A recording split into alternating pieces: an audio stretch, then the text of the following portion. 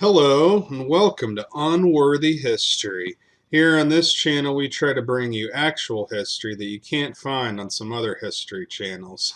Now today I'm going to bring you more actual history from this excellent book right here, Indian Depredations in Texas by J.W. Wilbarger, published all the way back in 1889. Now if you've ever lived in Austin or you've been there, you may have heard of Barton Springs. And today we're going to read the story of a man by the name of William Barton, who those springs were named after.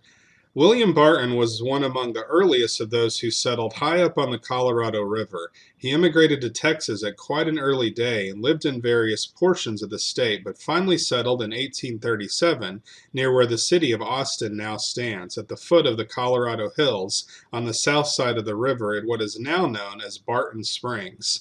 At that time, says Joseph Barnhart, who made Barton's house his home, there was not a single house where Austin now stands, though there were 3 families camped on the ground who were preparing to erect cabins. Settlers soon, however, began to come, and it was not long until quite a little settlement had congregated at the foot of the mountains on the banks of the Colorado. The Indians, nevertheless, kept up their accustomed visits for many years after. It was in about the year 1842 that Mr. Barton sent one of his sons to Bastrop on some business, and the young man failing to return as soon as he was expected, the old gentleman shouldered his gun and walked up the hill to look across the prairie in the direction from which he expected his son to return. As he passed a thicket, some Indians rose up and shot at him, one bullet grazing the rim of his hat. Mr. Barton raised his Kentucky rifle, fired, and wounded one of the Indians. The balance made a charge upon him, whooping and yelling like a pack of wolves. The old gentleman had pressing business at home about that time and started at a full run in the direction of the house, the Indians right after him. Being an old man, some 60 or 70 years of age, his strength began to fail him, and he called out to some half-dozen deer dogs to come to his assistance. They promptly responded to the call, but unfortunately for the old man, just before they reached him, a deer ran across the path in front of the dogs, and they put out after him. The old gentleman's ingenuity was now taxed to the utmost. There he was by himself, deserted by his dogs, almost within grasp of the wily sons of the forest, who were thirsty for fresh blood and another scalp to dangle at their sides. The full resources of the mind are never fully developed except in such stringent cases as this, and it was just at this critical moment when a bright idea struck the old frontiersman, and he was none too quick in availing himself of it.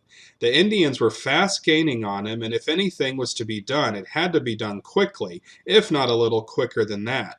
Urged on by the bright idea which had occurred to him, he made an almost superhuman effort for a man of his age until he finally reached the brow of the hill, and it was here that he practiced with good results his little game of stratagem upon the Indians and played the bluff for all there was in it.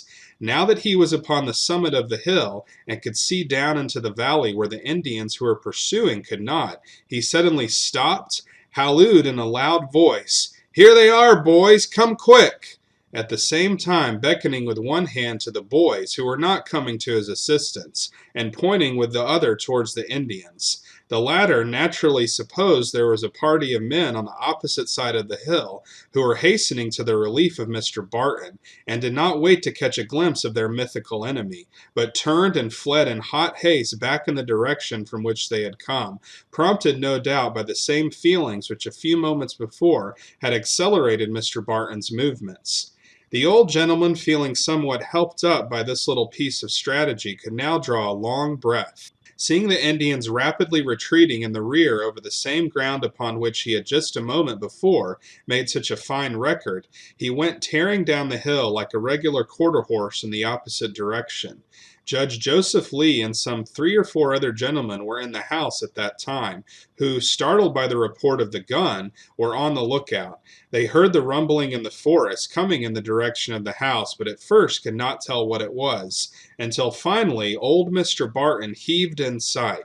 He rushed into the midst of the crowd, completely exhausted, saying, "Boys, it's a good thing it wasn't one of you, or you would have been killed for sure."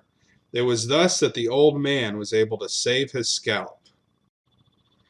So that's the end of this episode. We can see that Mr. Barton, he was able to get himself out of quite a jam by sort of feigning that there was a group of men just on the other side of a hill who were coming right away to his aid.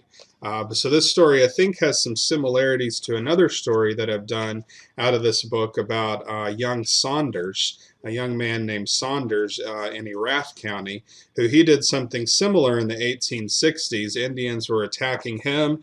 He fell down and he got a stick that looked like a gun, and he sort of pretended to shoot back at them, or like he was going to shoot at them, and they would run away and keep running away until he was able to escape into the woods. So here, this William Barton, who Barton Springs is named after, he was able to do something similar.